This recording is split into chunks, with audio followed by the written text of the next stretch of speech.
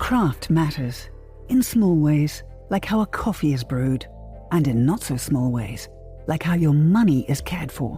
Which is why for 160 years, UBS has elevated banking to a craft. Tailoring unique strategies that combine human expertise with the latest technologies. All happening across 24 time zones and 12 key financial hubs. With you at the heart of it all. UBS. Advice is our craft.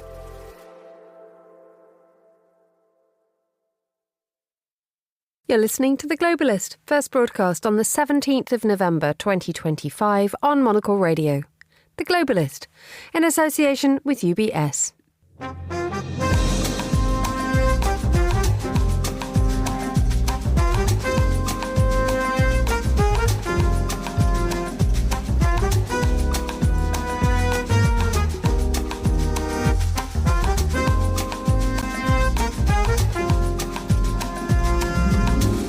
Live from London, this is The Globalist with me, Emma Nelson. A very warm welcome to today's programme.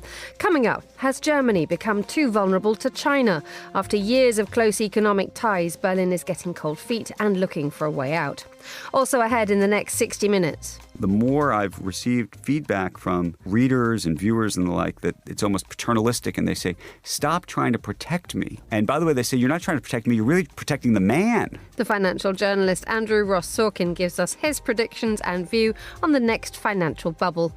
Pope Leo welcomes Hollywood to the Vatican, and it's all about how to tell a story and how best to connect with your audience in doing so. The artist Shezad Dawood on using art to profile the environment, plus Monday's papers too. That's all coming up on The Globalist, live from London.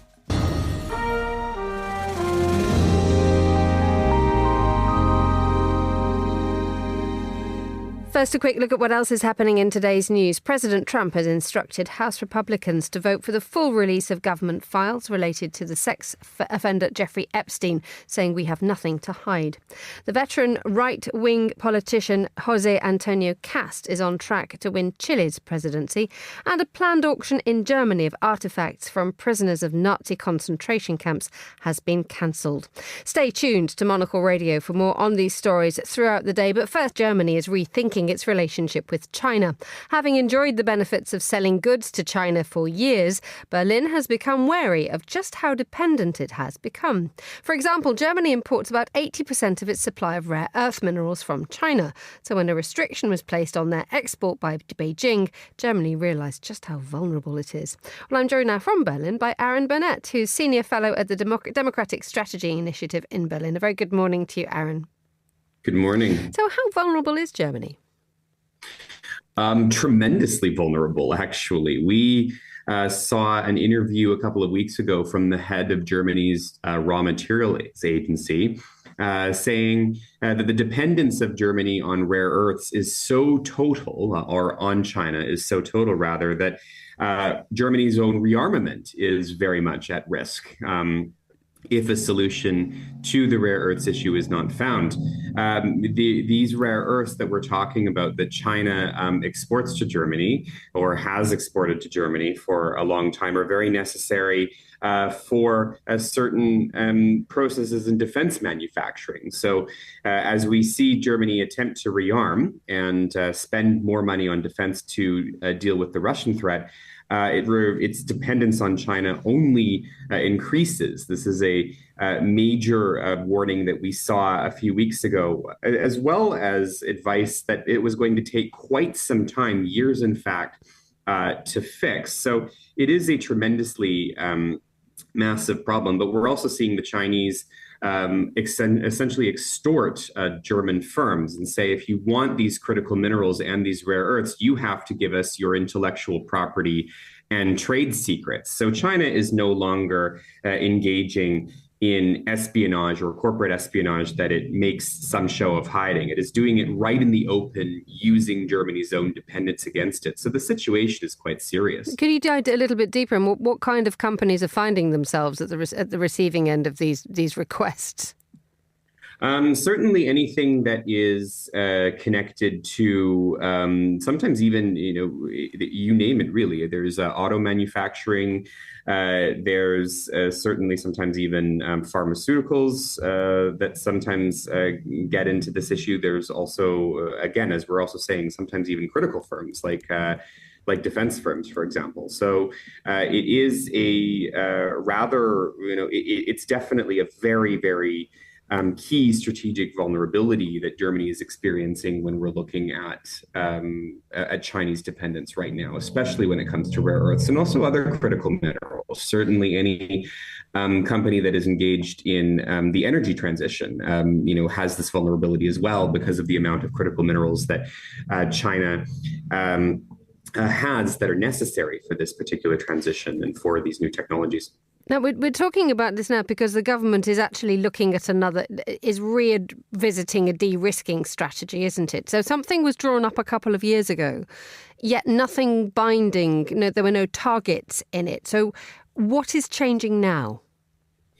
The short answer really is sort of legislative framework. I mean, last week we saw Germany pass a law that allows for certain technologies deemed to be risky in key German sectors to be banned. There have been, in 2021, we saw a similar law apply to specifically to telecoms, where the German government would be given the power by parliament to keep certain components out, of Germany's critical telecoms infrastructure. I mean, Huawei is the big reason why that one was enacted. The new legislation passed last week basically now takes that and applies it to the entire economy. So the German government does have the ability now to really keep out Chinese components out of a whole host of critical industries and infrastructure. The key here is the willingness to use it. Are we necessarily going to see the political will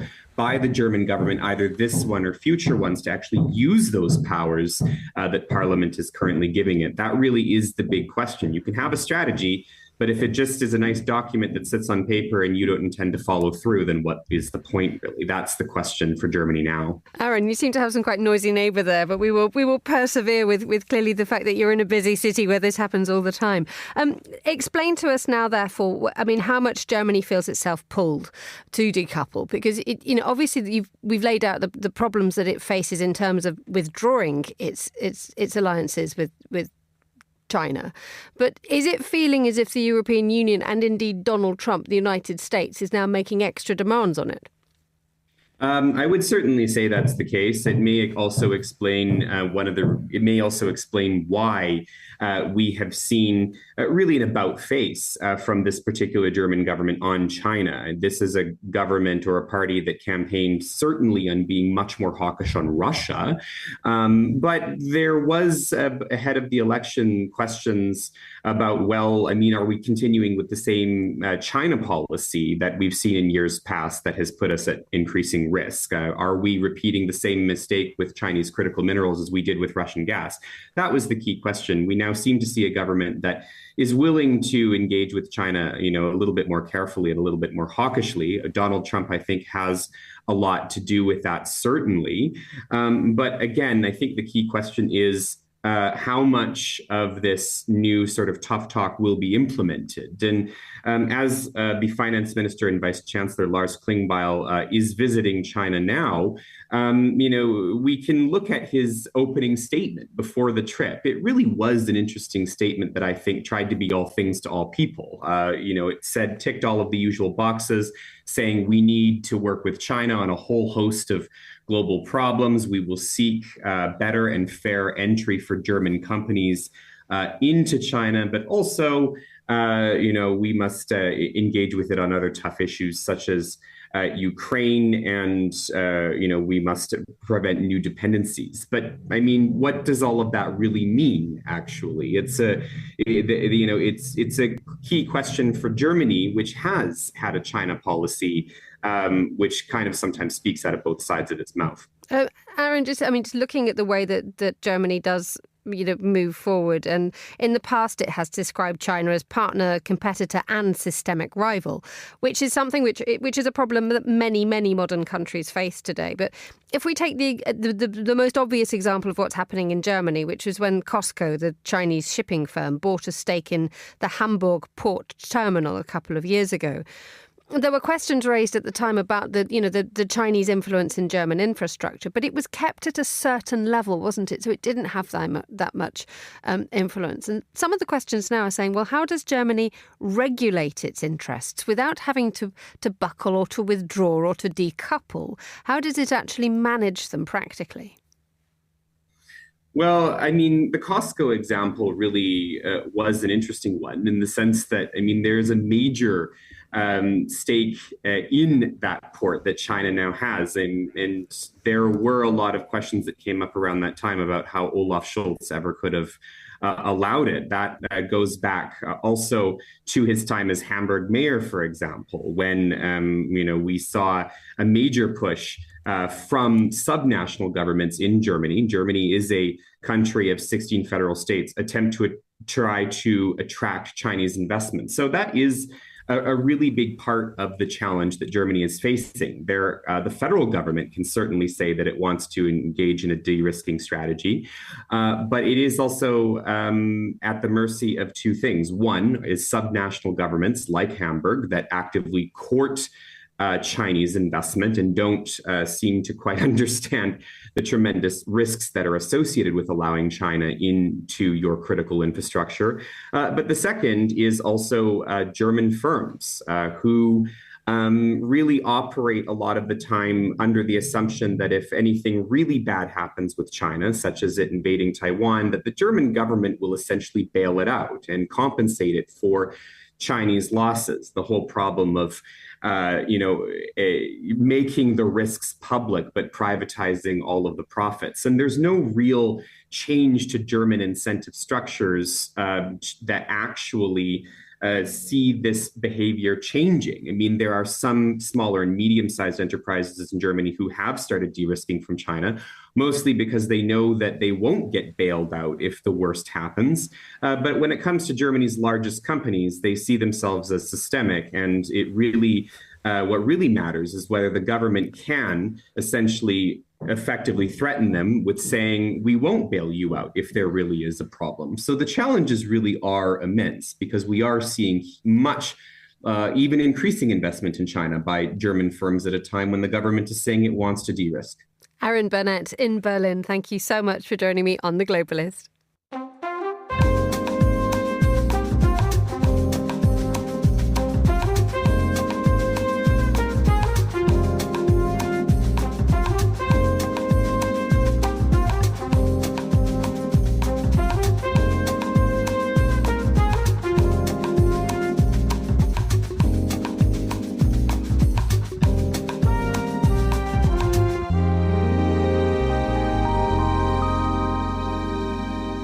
China has told its citizens to avoid travel to Japan. And over the weekend, a group of ships belonging to the Chinese Coast Guard passed through the waters of the Japan-controlled Senkaku Islands.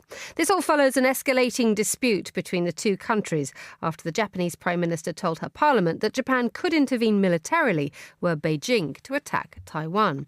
Well, I'm joined now by Dr. Yu Hua Chen, who's an assistant professor at Akita International University in Japan. A very good afternoon to you.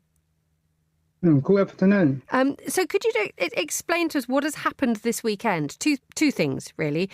Firstly is this avoidance of Japan, but let's begin with this military show near the Senkaku Islands. Just remind us what happened. Okay, so the new Prime Minister of Japan, Takaichi, she had a statement on Taiwan contingency in Japanese House of Representatives. Basically, what she said is, if there's any contingency happen in Taiwan, which will constitute the so-called survival-threatening situation in Japanese peace and security legislation, that means Japan could mobilize its self-defense forces in that situation. And then there was one Chinese diplomat called Xue Jian, right? He said something on his social media account saying he would like to cut the head of a Japanese new prime minister. And then what happened after was Chinese government seems to punish the Japanese government by reminding citizens not to travel to Japan or the risk of studying Japan. And also we did see some PLA start to mobilize along the Yellow Sea of China doing live drills against, in order to send some message to the new Japanese leader.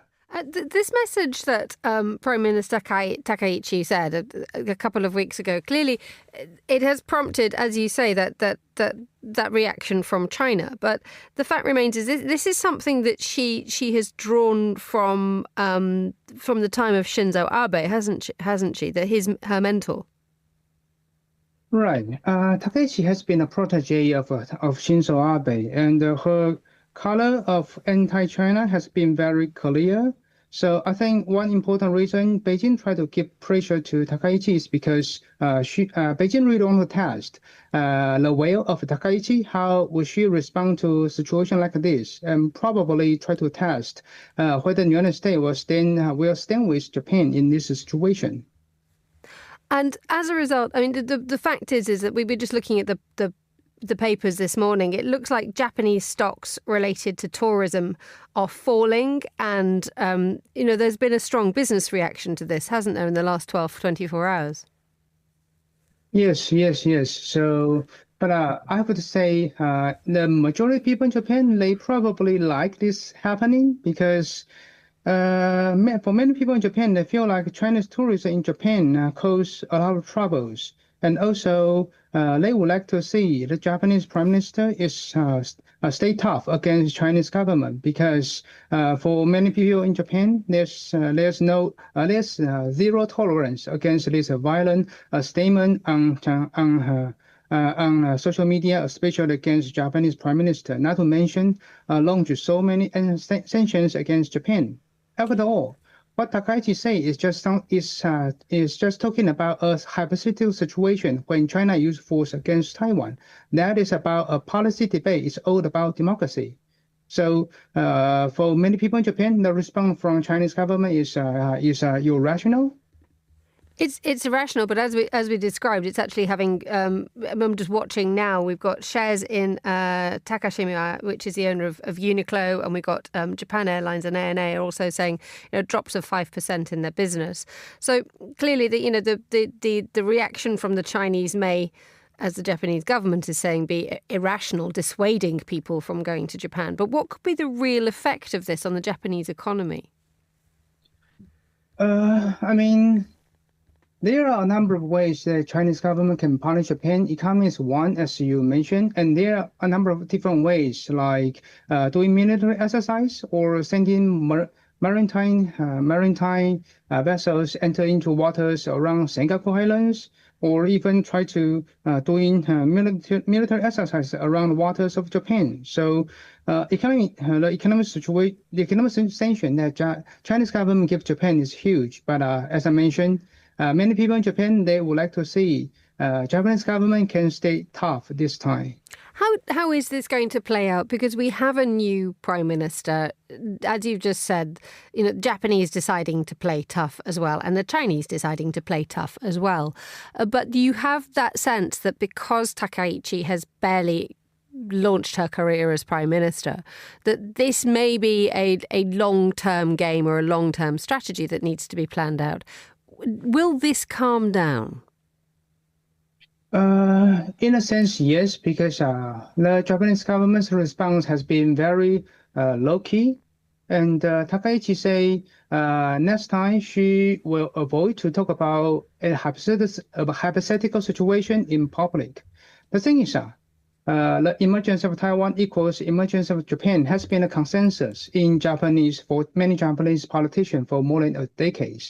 So the difference this time is Takaichi, maybe because of her ill preparation, or we don't know whether she did this on purpose. She just talked about what Japan would do. I mean, what Japan would do is everyone knows in every Japanese politician recognize this, but most prime ministers in the past, they tend to avoid talk about this in public in Congress. But Takaichi just talk about this in Congress. So essentially, there's no significant policy change of Japan's policy toward Taiwan. What difference this time is Takaichi talk about this in public. As a result, what kind of damage do you think this might do to Takaichi? I would say Takaichi has a very strong support by people in Japan. More than 70% of people in Japan support Takaichi's government nowadays, according to many polls. And the Kyoto News just did another survey a couple of days ago, asking people in Japan that whether they agree that Japan should use force in a Taiwan contingency. And surprisingly, about 50% of people in Japan agree with this. This is something, and this is very amazing because it would never happen over the past 20 years. Most people in Japan in the past, they avoid to link security of Japan with security of Taiwan. But nowadays, most people in Japan agree with this. So that is why many people in Japan and even Americans, they say China is really give a wonderful Christmas gift to Japanese government. Yu-Hua Chen, Assistant Professor at Akita International University in Japan. Thank you so much for joining us on The Globalist. Still to come on today's programme. Loro Piana's new Bond Street flagship is set to be London's must-see stop this shopping season. Stay tuned for more from Grace Charlton. Craft is a matter of perspective, a unique outlook, an obsessive attention to detail. With UBS's Chief Investment Office Houseview, we're focused on identifying the latest investment opportunities and market risks to help you achieve your financial goals, so you get the big picture broken down into thought-provoking insights. Delivered daily and curated by over 200 globally connected, locally active analysts. UBS. Banking is our craft.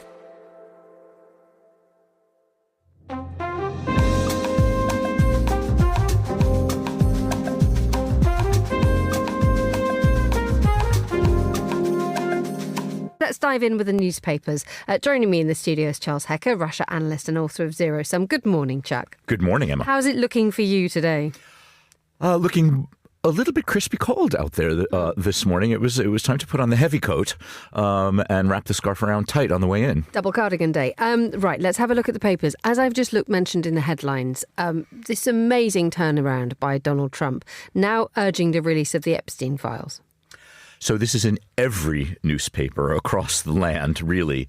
And we've got a headline in bold-face type at the New York Times. It says, Trump says House Republicans should vote to release Epstein files.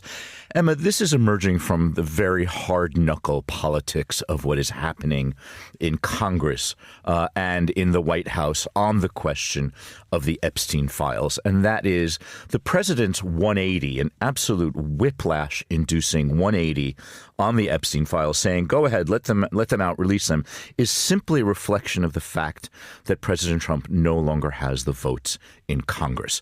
He was pressurizing Republicans all weekend and for days now to prevent the release of these files.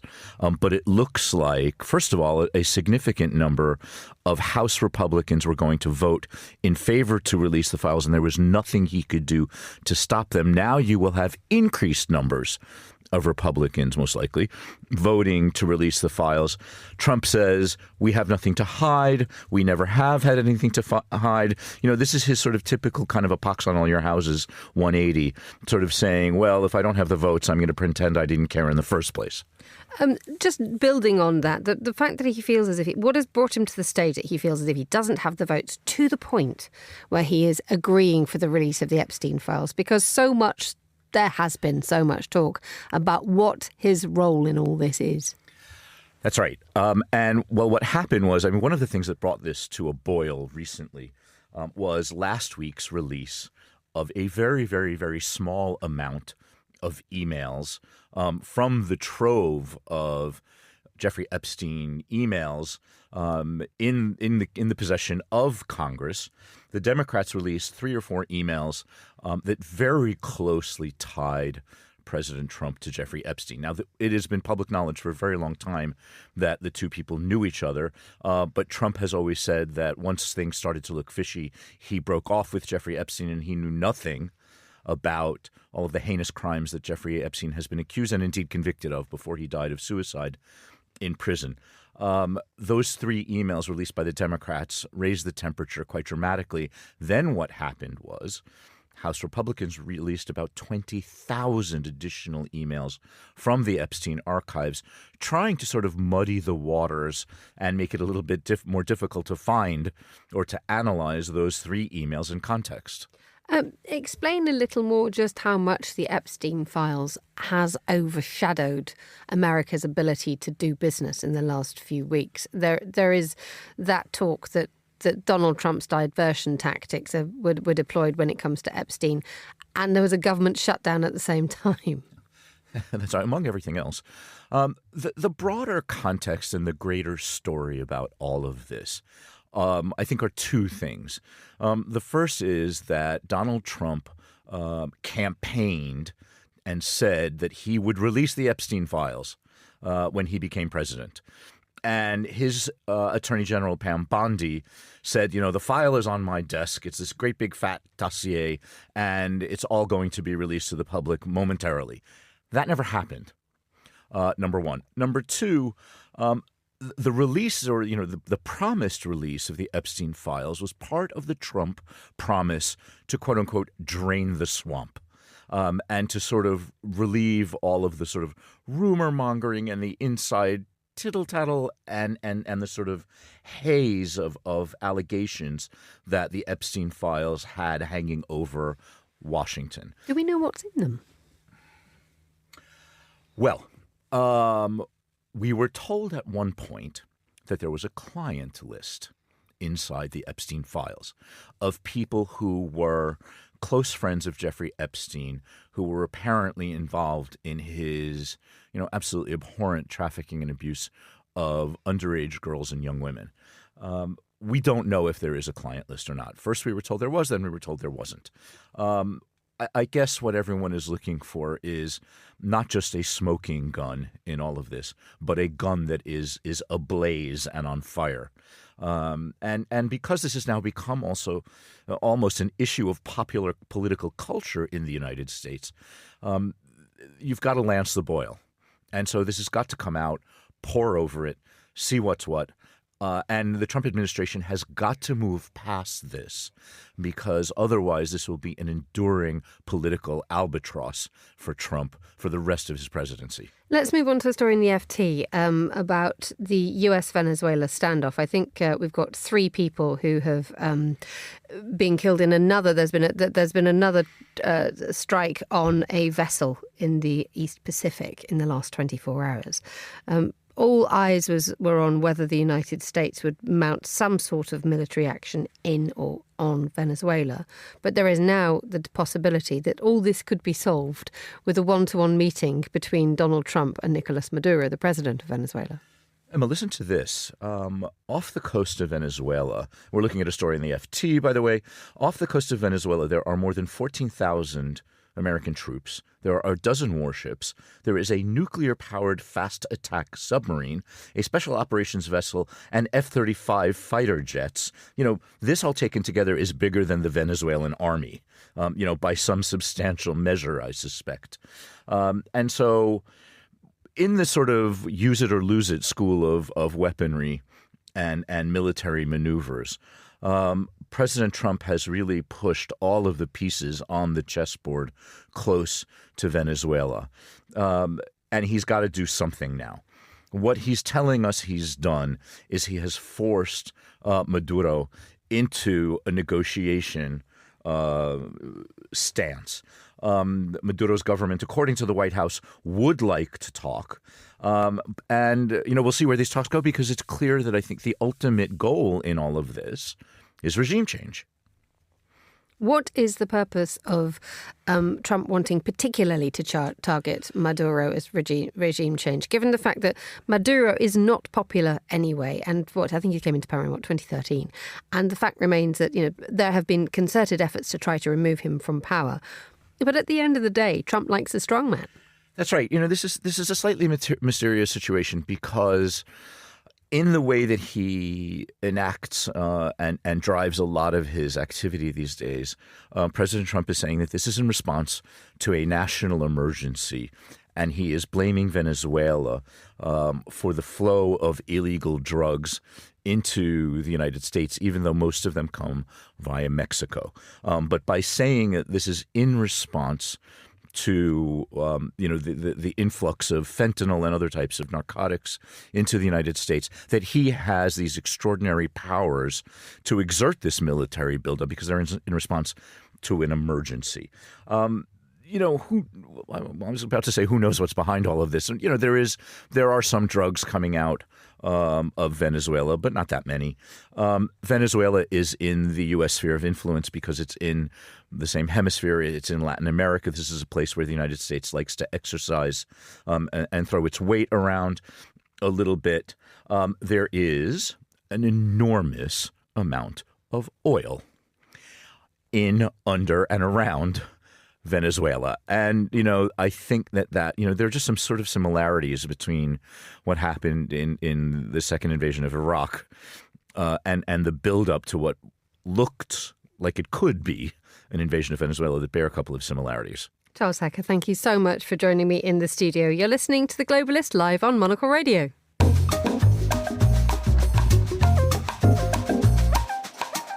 Now a quick look at some of the other stories we're keeping an eye on today. As we've just heard in the newspaper review, President Trump has instructed House Republicans to vote for the full release of government files relating to the late sex offender Jeffrey Epstein. In a major turnaround, Mr. Trump wrote on his Truth Social platform, "We have nothing to hide."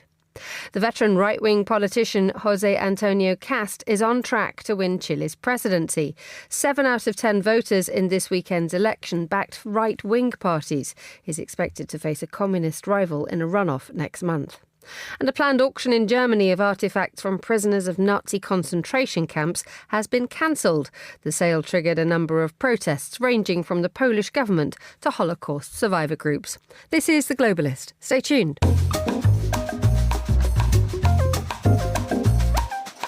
Now, Andrew Ross Sorkin is one of the world's leading financial journalists.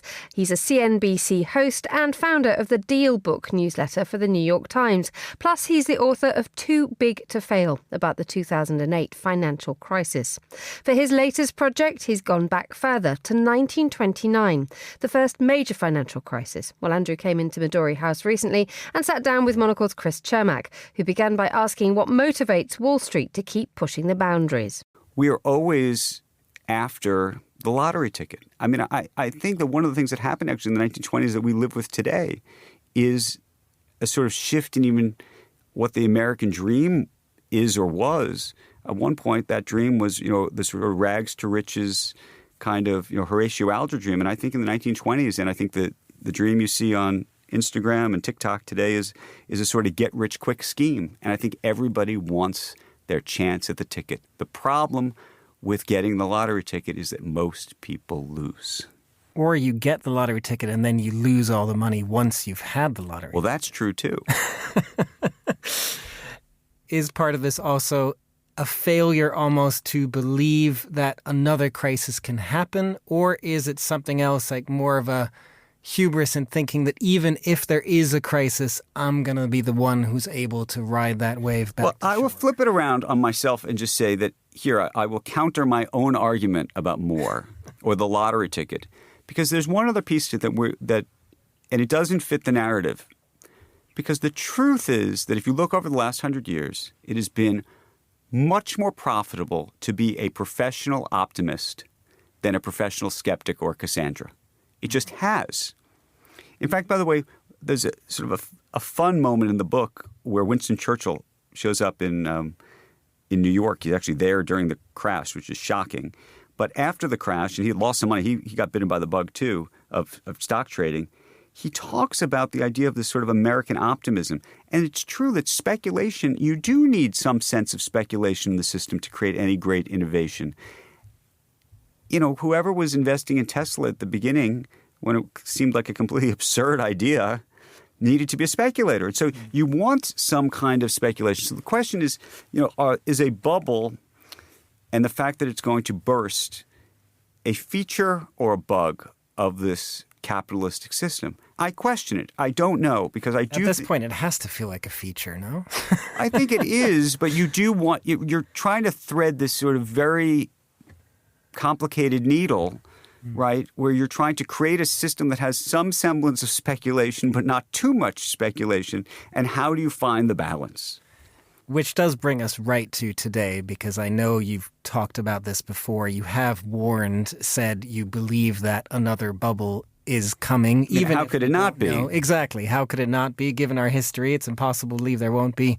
But is there something different about this time, about AI, the businesses that are leading that effort? Or do you watch all of what's happening now and just think to yourself, we're in the same sort of boom and bust cycle as all? No, I don't think it's completely the same. The truth is, look, there's leverage is the leverage, meaning the loans, the debt, the credit in the system. That is the match that lights the fire of a financial crisis, always. So when you look at the euphoria around AI, the question is how much leverage is in the system? How much, what are consumers doing? Buy now, pay later. How many loans are being taken out to support the ecosystem that's being built of all of these data centers and the like?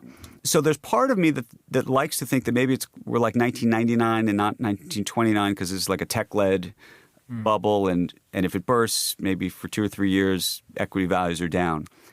One of the big changes that actually happened post-financial crisis 2008 that could come back to bite us is we regulated the banks quite heavily. And as a result, most loans in the U.S. and, by the way, parts of the rest of the world are now not really through banks at all anymore. They're through what's called the shadow banking system. Most people get a loan from what's called a private credit fund. And there is no disclosure required. We have no idea really how much leverage is in that system. We don't know how connected it is to other businesses, to the banking system, to anything else. And so, to me, the sort of black swan event is not just that you have a crack in the market, but you actually have a crack in this sort of private credit business, and that you learn all of a sudden that there's so much more leverage and people who took out enormous loans, businesses that took out loans and the like, that can't be paid back. And then you throw one other piece on the fire that we haven't even talked about, the amount of debt that the governments now have. Which is to say, back in 1929, there was a budget surplus. The U.S. had hardly any debt. Germany had a lot of debt, but the U.S. was not the problem. Today, the amount of debt that all of these countries has is enormous. And if you do believe that the answer to every financial crisis is throwing money at the problem, as politically unpalatable as that may sound, it may be more unpalatable to bond investors and to sort of the investor class that may say, we're not buying these treasuries anymore. We're not buying sovereign bonds, or we're doing it, but we're going to charge you extraordinary amounts, and then you get into this whole situation of austerity and these sort of vicious cycles. And that then just finally maybe brings us to you, if I could, and your job, because I am curious when you talk about something like that, the government debt crisis. Any bubble is something that can't really be predicted, but you need those people who are trying to warn, trying to turn the tide. Do you see that in yourself as well as a financial journalist? Is that part of how you envision your role? Is that something that can be different today than in past crises, that we have people trying to warn us? Yes and no. Yes and no. I will say that after the 2008 financial crisis, this is very personally, I felt that journalists were blamed oftentimes. People were upset with the journalists. They said that we did not blow the whistle loud enough. And by default, since the crisis happened, perhaps we didn't. And I would suggest if you go back and look at all the writings, I think we're trying to blow the whistle pretty loudly, but people didn't want to focus on that whistle. And it's true when the music – Chuck Prince, who ran Citigroup, used to say when the music's playing, you have to dance. And I think that's part of the problem.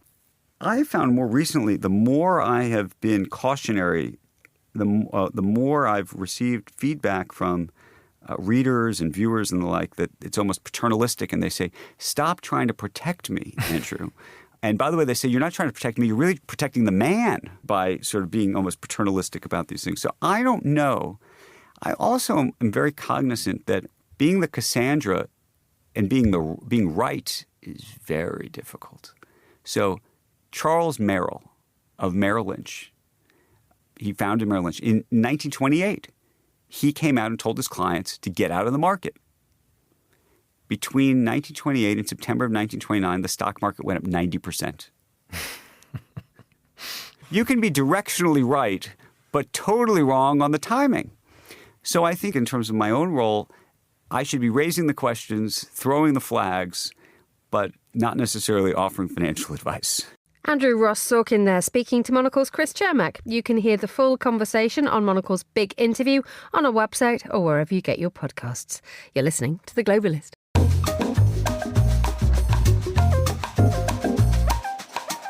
It's 8:37 in Zurich, which is where we head next, because the Pope brought Hollywood to the Vatican this weekend, with the likes of Kate Blanchett and Spike Lee paying a visit to Rome on Saturday. With more on this and a full roundup of all the news flowing out of the Vatican, I'm joined by Juliet Lindley, the journalist, broadcaster and former Vatican correspondent, taking up residence in Zurich, though she's in Dufourstrasse 90. Good morning, Juliet. How's it looking where you are? Hello, Emma. All good here in Dufourstrasse. I'm delighted to hear it. And all good and very glam in St. Peter's. So glam. I mean, in the haloed halls of the Apostolic Palace, look at all those Hollywood stars that came for this very unique moment, if you want, with the leader of the Catholic Church calling on these silver screen stars of Hollywood to be pilgrims of the imagination and calling on them to use their clout to help others, quote, rediscover a portion of the hope that's essential for humanity to live to the fullest. So, Emma, this was a sort of a call to arms for hope on the Pope's behalf. It clearly struck a chord with the stars. I mean, Leo made a strong case for safeguarding cinema. And I mean, we are in a world in which streaming apps and sofas are taking the place of a seat at the cinema. And the Pope said cinema and theatre are the beating hearts of our communities. So whether Catholic or not, I mean, these stars seemed genuinely moved by his words. He spoke in Italian, by the way, and they brought many gifts with them. So I'm going to give an example. So Spike Lee, he brought with him a New York Knicks basketball jersey with the number 14 on it, and the name on the back said Pope Leo. And he said he gave it to him because 3 of the Knicks players went to Villanova, and that is where Pope Leo studied for his bachelor's in maths in the 70s before he entered the priesthood. And then Kate Blanchett, you mentioned her, looking amazingly beautiful as always. She's a UNHCR Goodwill ambassador. So she said that she gave the pontiff a blue bracelet, which she said she wears in solidarity with displaced people and refugees. And in fact, the Aussie actress earlier this year launched the Displacement Film Fund, which actually champions and funds the work of displaced filmmakers to illustrate refugee stories. It's an interesting juxtaposition, isn't it? Because, dare we say it, you know, the Vatican is not short on pomp and glamour itself. It does dress up like arguably no one else on earth. But to actually actively court Hollywood stars to come to St. Peter's, it was quite a remarkable juxtaposition. It was indeed. And in fact, it was such a big deal that in the days leading up to this event on Saturday, the Vatican press office took it upon itself to put out a much commented reveal. And that was of Leo's 4 best loved films. And just saying, I'm not sure our younger listeners are necessarily going to recognize all of them. The most recent was from 1997, and that was La Vita è Bella by Italian filmmaker Roberto Benigni. But then the oldest was from 1946, Frank Capra's Wonderful Life. And then his other 2 favorites were The Sound of Music, I know that you love that one too, and the musical hit from the 60s, and then Robert Redford's Ordinary People from 1980. So perhaps unsurprisingly, none of the directors were actually there on Saturday of the top papal silver screen hits. But it's interesting to note, I guess, his taste. And so they're all sort of morally uplifting genres, emphasizing family, dignity, forgiveness, hope, perseverance, all of them very Christian values, as you know. And then a lot of Vatican analysts decided, let's compare it to his predecessors' preferences. And they're so different because Pope Francis' cinematic choices were very much a sort of art house movies that he says he grew up watching with his Italian immigrant parents in Argentina. And they would have been like Federico Fellini's La Strada, Visconti's the Leopard, Il Ghepardo, and then Roberto Rossellini's Roma Città Aperta. So very different. Indeed. I mean, the mind absolutely boggles at the moment of a movie night with popcorn with a bunch of priests and the Pope sitting down to watch Julie Andrews do her thing with the nuns in Salzburg. I think that's an idea that's going to stay with us for quite a long time. What else is happening in the world of the Vatican at the moment? We have a big meeting of cardinals coming up in January. Yeah, so it's called a consistory, and that's when all the princes of the church come together, the cardinals. They come to the Vatican, they're called in by the Pope, and it's a meet and greet in a way, because they come from all corners of the earth, and a lot of them don't know each other. So this is their chance to meet each other, and of course to meet the big man himself. But it's also the moment in which the Pope Leo in this case, will sort of be known his plans for the pontificate. It's been now six months and counting since he was voted into office, and it's still pretty unclear exactly which way this papacy is going. So this consistory is going to be looked at quite carefully, and it's not going to be easy for Leo. He is walking a very fine line between being too much like Francis, who cared very little for precedent and tradition and was perceived as a rebel in many ways and not particularly liked, let's say, by the conservative US Catholics especially. So between that and showing that he's his own man, and all the while maintaining a sense of continuity, because he's got to continue this thousands of years long, the church that has been there for so long. And this is going to be the beginning of what's known as the Leonine era. And certainly he's already starting to leave his mark if you start by looking at his choice of his first international trip. And not going to stop on that for very long, Emma, but just in a couple of weeks he's going to Lebanon and Turkey. And when Queen Rania of Jordan recently met him at the Vatican, said, "But, Your Holiness, is it safe for you to go?" He apparently reportedly replied, "Hey, we're going," with a faint hint of a smile. And it was seen as a sign of determination, and sort of determination to do things his way where it counts. Quick word on the Vatican's Romeo and Juliet, please. Here we go. We're looking at the Vatican Bank, and Silvia Carlucci and Domenico Fabiani, you're not going to know these names, but they filed a wrongful termination suit last January, just 4 months after tying the knot, because they were fired for violating the Vatican Bank's internal rule that bars workplace marriages. Now, 14 months after they wed, they've now been rehired in a negotiated settlement. Now, the story got a lot of traction because the new regulation forbidding spouses from working at the bank came into force after they had announced to everybody that they were getting married. And while the Vatican Bank, which is known as the IOR, which is the Istituto Opere Religiose, they suggested that one of them should quit in order to fall in line with the rules. But that was a bit rich. And in fact, they said, they couldn't possibly afford to quit. Both of them have, by the way, children from previous marriages, as well as mortgages and other financial obligations. So it was kind of, they both were in this situation where they took it to the courts, and now it's gone through in their favor. So this is obviously a policy for fighting nepotism among staff. This is Italy after all, but the case did come to be known as sort of the Romeo and Juliet at the Vatican. Juliet Lindley, our Juliet, former Vatican correspondent at Dufourstrasse 90 in Zurich. Thank you so much for joining us on The Globalist.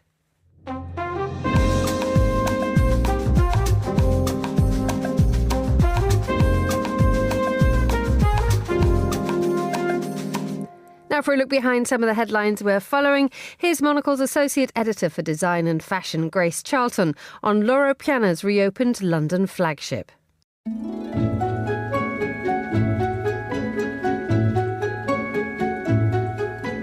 As London prepares itself for the end-of-year shopping rush, Loro Piana has tactfully refurbished and expanded its new Bond Street outpost.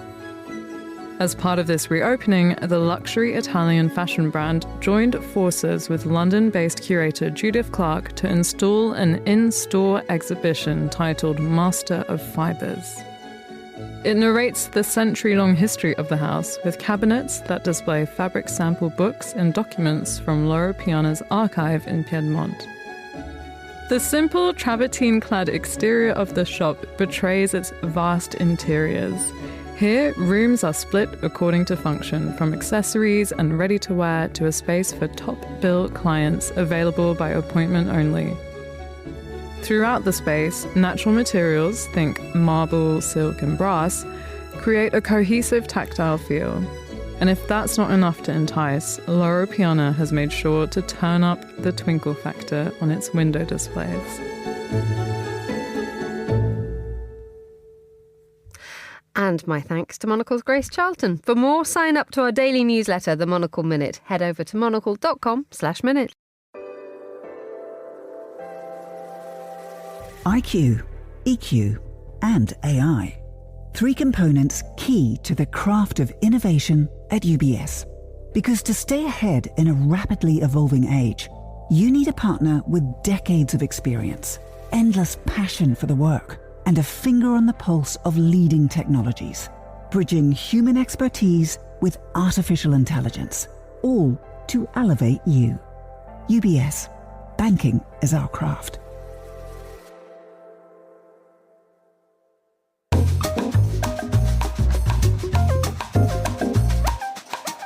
10:47 a.m. in Riyadh, 7:47 a.m. here in London. Now, Saudi Arabia's Vision 2030 project to diversify the Gulf states' sources of income is encompassing practically every aspect of the economy, the infrastructure and society. And the scale and speed of this change is breathtaking, currently being demonstrated at Cityscape Global in the capital, Riyadh, from where we can now talk to Monocle's Gulf correspondent, Inzamam Rashid. Good morning, Inzi. Yeah, so we're actually just about an hour outside of Riyadh, a place called Malham. And I was saying this isn't the limestone North Yorkshire village of Malham. It's instead a very sandy place, and they're literally in the middle of the Arabian desert. But there's this huge exhibition centre which has been set up with some really beautiful exhibitions across this huge hallway. Around 170,000 visitors expected to descend on Cityscape Global over the next few days, 550 exhibitors, 500 international speakers. It's a very, very global crowd here in Saudi Arabia. And this year's headline, Emma, is the future of urban living. That's the whole theme of this exhibition. And that's, I think, quite important, and how Saudi really want to perhaps display itself right now. It signals Saudi Arabia's desire to talk less about mega scale for its own sake, perhaps, and probably more a bit about livability,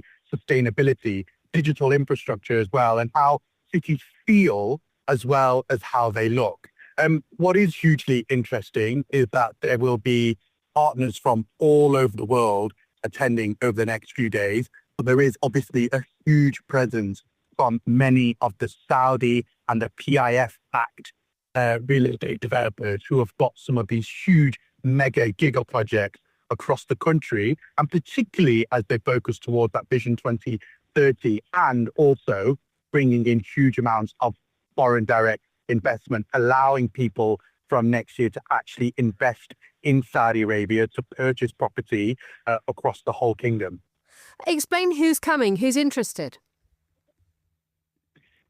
A lot of people, I think. So we will see this big CEOs of Saudi companies, but we'll actually also see kind of mayors, also urban planners from around the world. We're expected to see many government ministers from both countries as well fly in. And also there'll be kind of ex-footballers as well, people who've probably got quite interesting sponsorship deals with many of the Giga projects as well, who'll be speaking on the stage. It's an interesting event, though, because subtly, and I'm talking to you from the Neon exhibition, which I have to say is absolutely stunning, but there's a noticeable lot of information about the Neon line here. There's no kind of display of it. There's no fancy screenery, which is showing images of the line, and that's because it all falls on a drop of Saudi Arabia's most ambitious development, the line, where global scrutiny has grown around cost, timelines, engineering, feasibility, and scaling back. And so this whole event, while it is a huge fanfare for Saudi Arabia and all the incredible work that they are doing at pace, falls on a pretty uncertain backdrop as well. Indeed. I mean, just to recap for us what's going wrong with NEOM and indeed the line, because anybody who's seen the the image of what they wanted the line to be. It was this this building that stretched and stretched and stretched, tall and thin through the desert, defying the laws of gravity and physics. And this is arguably what's actually been its major problem, isn't it? You can't beat physics. Well, quite. And I think that's been the issue. It's just over ambition. And that's what Saudi has probably struggled with. PIF has brought in a number of consultants to review the NEOM project, the line, to understand where they can scale back, what can they do to keep as much of the original idea and original plan as they produce to the whole world, and for the whole world to get excited about as well. And it's our understanding that there has now been huge discussions to scale back because simply there's not enough money to create this spectacle and also to create it in time. They said they wanted around 9 million people living there by 2030. It will be a genuine surprise to me if they even get one person living there by then at the scale at which they're moving. But also, it's just physically not impossible to do a lot of the stuff that they're attempting to do. This space would have been a lot higher than the Shard. It would have been a very thin line, which is a 15-minute walkable kind of city. And it just feels like it physically isn't possible to do. There's a lot of questions around it now. I'll be speaking to one of the bosses here at NEOM a little bit later today to understand exactly where they're at. They've been very coy, very cautious about the media messaging around all of it as well. So we'll try and get a bit of clarity from them. But as I said, the wider Cityscape Global, really you kind of do get a sense here that actually, whilst there is so much great stuff happening in Saudi Arabia and at such a pace, the overhanging shadow of what's actually happening in NEOM and some other giga project as well definitely cast a shadow over this event. One thing that we have seen in the last couple of days is there's been an article in the Financial Times talking about Donald Trump, and we mentioned about international investment. Well, one of the people who seems to be extremely interested in Saudi projects is the US president, and there has been obviously doubts raised about, well, not doubts but concerns raised about the mixing of business and pleasure. How has that gone down in Saudi? Well, I think Saudi are very excited because the Crown Prince Mohammed bin Salman will be visiting the US this week. He will be on his first tour to the United States in 7 years. And I think we'll expect a pretty similar kind of rollout of the red carpet or purple carpet it was here in Riyadh for Donald Trump, and he visited in May. And so there will be a lot of conversation around many things like defense deals and AI chips, etc. But there will also be a lot of conversation around Donald Trump's investment into this region. You've got strong partnerships with the real estate developers, Star Global. They are building a number of projects under the Trump brand here in Saudi Arabia. But also, when Donald Trump did visit in May, there was a visit to the Diriyah Gate development, this huge city within a city. And what will be really interesting is that they will no doubt talk about Donald Trump's further investments in Riyadh, his government-owned real estate development, Diriyah being a government-owned real estate development, and whether he will actually have a stake in that development as well. So as I said, Mr. Trump will host Crown Prince Mohammed bin Salman later this week, and he is actually the one overseeing the $63 billion project that will transform the historic Saudi town of Diriyah into this luxury destination with hotels, retail shops, and office space. Now, Jerry Inzerillo, the chief executive of Diriyah, has said that there's nothing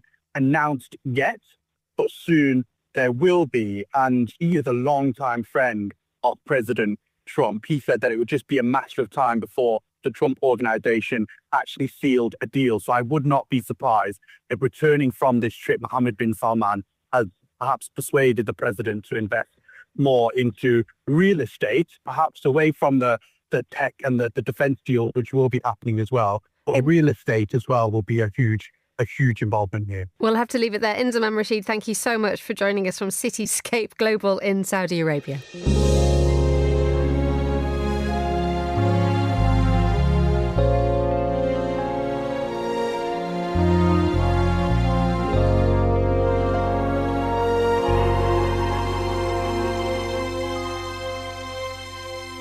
Now, the contemporary artist Shezad Dawood has been revealed as the inaugural winner of the Patina Art Residency.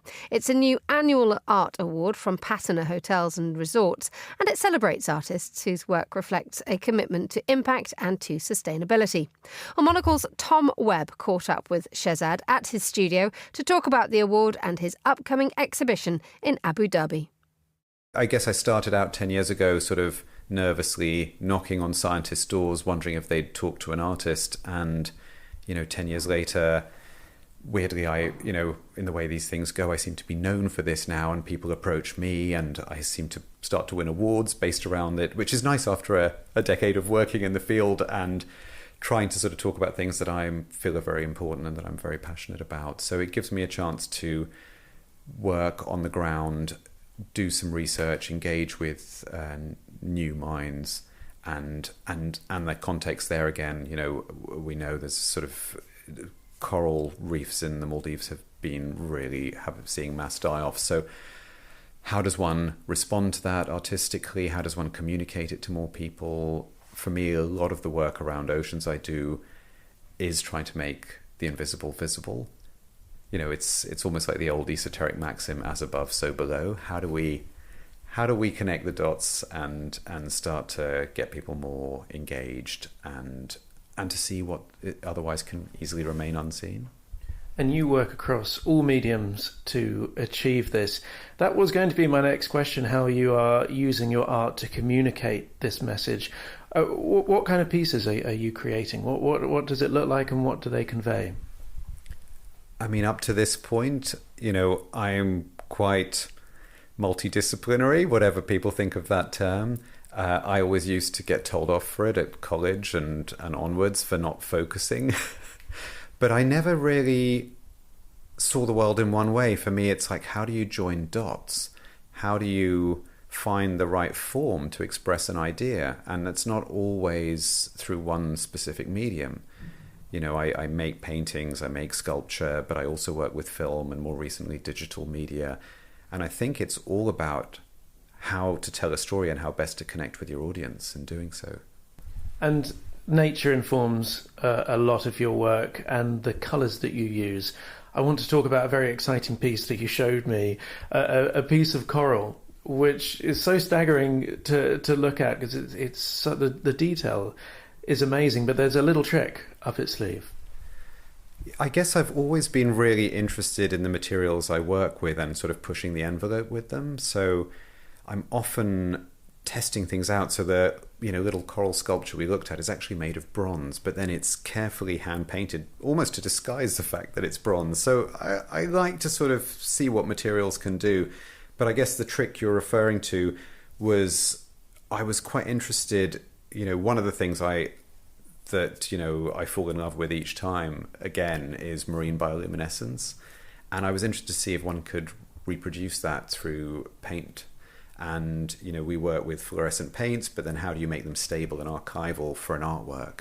And, you can tell our listeners what you thought, Tom, but, I think we got it. And, it's this beautiful little coral work that literally glows in the dark. And it's an addition, but I keep one in the studio. And it's, when I turn off the lights in the studio in winter and go home, it's a nice goodbye. It's a nice way of saying goodbye to the studio, and the coral says goodbye to me. Not to sell it in the most dramatic way possible, but I'm already thinking of saving to buy one. Is there one left? There's how many? There's one left. There's an edition of 10 and there's a couple left. Okay, there we go. You're living for a very exciting time in your career. What's coming up next year? Have you got a mid-career review? I've got quite a large-scale mid-career retrospective at the Cultural Foundation in Abu Dhabi, which opens late March through September. And, we're working on a new sort of monograph about focusing on probably the last 15 years of my career. And how does that make you feel? When they first approached me about it, I was like, oh, have I got to that stage already? It kind of felt kind of slightly aging, but I kind of come to terms with it. And it's actually been, after when you get over that, once I got over that, I've just sort of, it's been really nice to revisit old friends. And particularly, because it goes back 15 years, we're borrowing back works from private and institutional collections, some of which I haven't seen since they were first made. And so I'm starting to get quite excited about reconnecting with some old friends. And that was Shezad Dawood talking to Monocle's Tom Webb. And that's all the time we have for today's programme. The warmest of thanks to our guests and to the producers, Vincent McAviney, Chris Chermak and Laura Kramer. Our researcher was Joanna Moser. Our studio manager was Steph Chungu, with assistance from Lily Austin and Desiree Bandley in Zurich. After the headlines, more music on the way. The briefing's live at midday here in London. I'll be back with The Globalist at the same time tomorrow. But for now, from me, Emma Nelson, goodbye. Thank you for listening. Have a great week.